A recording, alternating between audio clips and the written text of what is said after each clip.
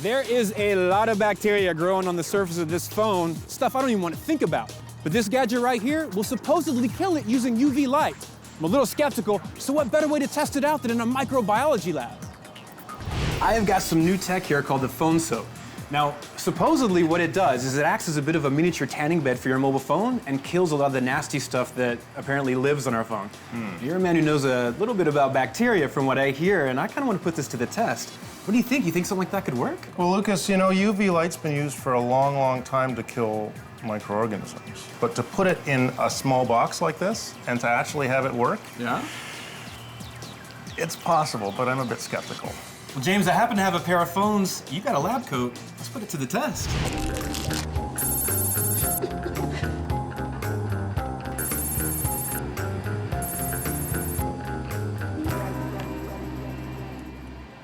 Okay, James, got my samples, put them on the Petri dish, wrapped it up in tin foil to keep it nice and fresh, just like you said. What do we do next? Got to put them in the incubator, grow them out. And then we'll close the door and we'll come back tomorrow. James, I'm back.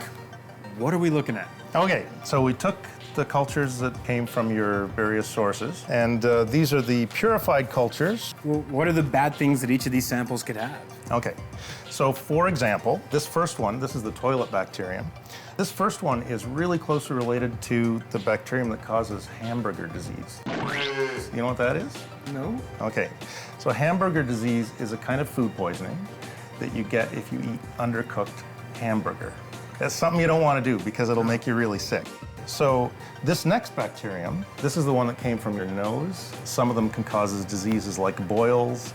There are even some that can cause diseases like flesh-eating disease. So you don't want that either. From my nose? Well, that's where they live. Oh. And then this one, so this is the one that came off of your shoe. It can cause diseases like pneumonias in people in hospitals who are really sick for other reasons. It can cause blood infections and things like that. Was it safe to say that we have these on our phones on a regular basis? Well, we do, and you know, for most people who are in normal, good health, that's okay. But some of the bacteria, you probably don't want those hanging around.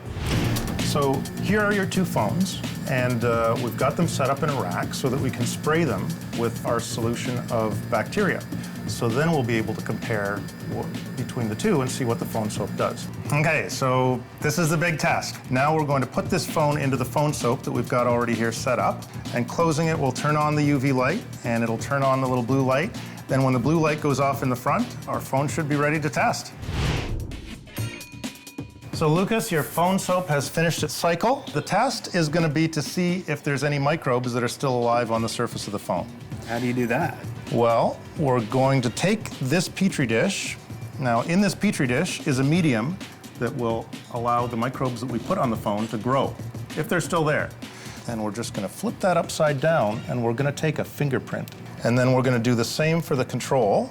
And now that we've got that, we need to wrap those up, just like the Petri dishes that we had before. Okay. And put them in the incubator overnight one more time. Another day? Science takes a long time, Lucas. James, day three! Day three. Lucas. This might sound a little nerdy, but I had trouble sleeping last night. I can't wait to see how this works Well, out. this is pretty exciting. I'm really interested in this too, because, you know, at first when I heard about this Phonesoap thing, I was pretty skeptical, so I think my skepticism might just be real. Let's find out, man. Okay, we'll see. So I'll let you do the honors. Okay. Oh, yeah, so we've got some bacteria there in the control. I see we've got some blue ones from the boot, some red ones from the toilet, and some white ones from the nose. So That's gross. So Yeah, that that's stuff pretty could be gross. living on, that was living on a phone. that's what came from the control phone. How did the Phonesoap do? Whoa. Whoa, look at that. There's nothing there at all. It's blank. It's blank. Okay, well, I have to say that surprises me, because I thought there'd at least be a little bit of stuff. Yeah, there's nothing there at all, not even a little colony.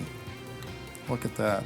So Wow. the UV totally wiped it out. It completely did, even on the edges. Look at that, nothing at all. How often would you have to do this? As soon as I pick the phone back up, has it just got the bacteria right away again?